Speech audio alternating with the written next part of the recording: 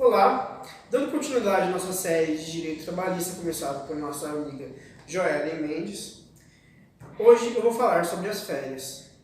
Primeiramente, dê um joinha, compartilhe e se inscreva no nosso canal. Durante a Revolução Industrial, no século XIX, na Inglaterra, o trabalhador, como vocês devem saber através dos filmes do Charlie Chaplin, dos tempos modernos, o trabalhador fazia uma jornada incessante, árdua e atenuante, de 14, 16 a 18 horas. Com isso, o trabalhador foi se desgastando emocional e fisicamente. Foi aí que houve a necessidade de um descanso muito bem merecido. Agora, no Brasil, só foram introduzidas em 1925 e por algumas empresas, porque ainda não havia regulamentação. Inclusive, ela só consistiu em 15 dias de férias. Em 1933, o direito às férias foi melhor regularizado. Destacamos 3 pontos importantes: o requisito de 12 meses para aquisição das férias, a proibição do empregado de trabalhar para outro empregador e o desconto por faltas. 10 anos depois, com o advento da CLT em 1943, o direito às férias foi estendido aos trabalhadores rurais.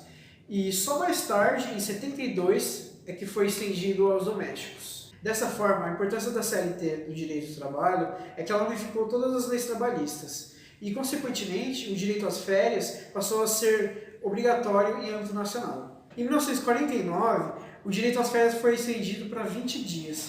E só em 1977 é que foi estendido para 30 dias, que é o que temos hoje em dia. E, finalmente, em 1988, com o advento da Constituição vigente, é que foi instituído o adicional de 1/3. O direito às férias ele tem natureza jurídica dúplice. O que é isso? É que temos duas partes. Primeiro, temos o trabalhador, o empregado. Enquanto ele tem o direito de desfrutar das férias e não pode trabalhar para outro empregador, o empregador, em contrapartida, tem a obrigação de conceder as férias, enquanto pode exigir que o trabalhador não trabalhe para outro empregador, exceto por força de outro contrato de trabalho. Como dito anteriormente, a Constituição assegura ao trabalhador o adicional de 1/3. O adicional de 1/3 consiste em 1/3 do salário normal do trabalhador. Dessa forma, o trabalhador, ao sair de férias, ele deverá receber o salário normal mais o adicional de 1/3. E eles devem ser pagos até 2 dias antes do começo das férias. O ponto importante a se destacar é que, para todos os efeitos legais, as férias são consideradas como tempo de serviço. Então, tempo de serviço, contribuição previdenciária e FGTS não são interrompidos. O direito às férias é irrenunciável, é de natureza imperativa. Ou seja, o trabalhador não pode abrir mão dele, pelo menos não integralmente. Por quê? Porque existe uma forma de venda das férias chamado abono salarial, contido na CLT.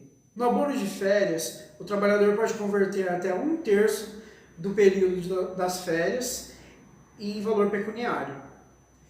E o abono deve ser requerido até 15 dias antes do término do período aquisitivo. 15 dias antes de completar 12 meses de vigência do contrato de trabalho. O pagamento deve ser feito junto do pagamento das férias, que, como eu disse anteriormente, é até 2 dias antes do começo das férias. Em caso de férias coletivas, o abono deve estar previsto em acordo coletivo. Um ponto importante sobre o abono das férias é que ele tem caráter indenizatório. Ele é como se fosse uma compensação pela não utilização das férias. Portanto, ele não integra o cálculo para a remuneração do trabalhador. E quem tem direito às férias? O direito às férias é adquirido após o período aquisitivo, ou seja, a cada 12 meses de vigência do contrato de trabalho. No caso do trabalhador que deve prestar serviço militar obrigatório, o contrato de trabalho dele é suspenso e o período aquisitivo anterior à incorporação ao batalhão é computado, desde que ele retorne ao trabalho até 90 dias após a baixa. Devemos observar também as causas excludentes do direito às férias, que é o artigo 133, está aparecendo aí para vocês. Colocamos em destaque o inciso 3.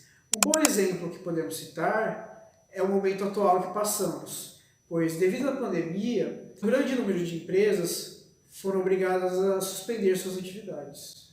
Como já mencionado anteriormente, o período de férias é de 30 dias. Contudo, a CLT permite a diminuição desse período de acordo com o número de faltas pelo empregado. Contudo, não são todas as faltas, apenas as não justificadas. Até 5 faltas, o trabalhador tem direito a 30 dias. De 6 a 14 faltas, o trabalhador tem direito a 24 dias. De 15 a 23 faltas, o trabalhador tem direito a 18 dias. De 24 a 32 faltas, tem direito a 12 dias. Já as faltas justificadas são as que não contam no período aquisitivo. Alguns exemplos mais comuns de faltas justificadas na CLT são repouso semanal remunerado, licença maternidade, falecimento de familiar, entre outros.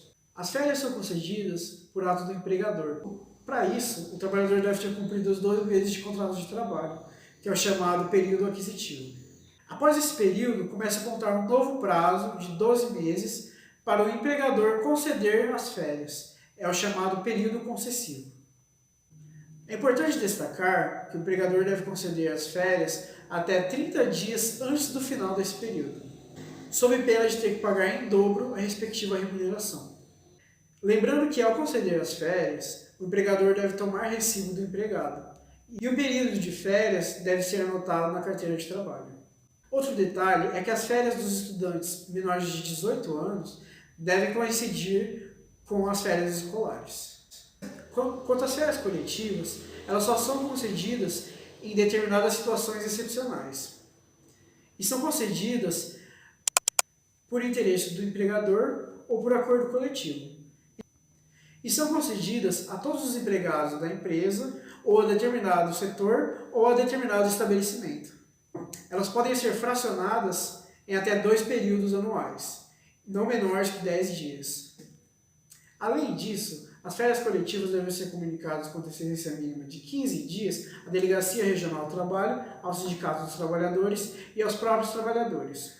Lembrando que os trabalhadores com contrato há menos de 12 meses gozam de férias proporcionais. Em 2017, adveio a reforma trabalhista. E as principais mudanças que vieram com ela são as seguintes. A mais impactante para as férias é a possibilidade de fracionamento em até 3 períodos das férias, desde que em concordância com o empregado. Entre esses 3 períodos, um deles não pode ser inferior a 14 dias corridos, enquanto que os outros 2 não podem ser inferiores a 5 dias corridos cada. Outras mudanças importantes referentes a férias são as seguintes. O fim da proibição de fracionamento das férias para menores de 18 anos e maiores de 50. A equiparação dos trabalhadores em regime de tempo parcial aos demais trabalhadores da CLT. De forma, eles também têm a possibilidade de conversão de 1/3 das férias em abono pecuniário. E os trabalhadores em regime de tempo parcial agora poderão gozar de férias de até 30 dias. As férias não podem começar a menos de 2 dias de feriado ou de descanso semanal remunerado. Isso é tudo, pessoal. Deem like, compartilhem e se inscrevam no canal. Obrigado.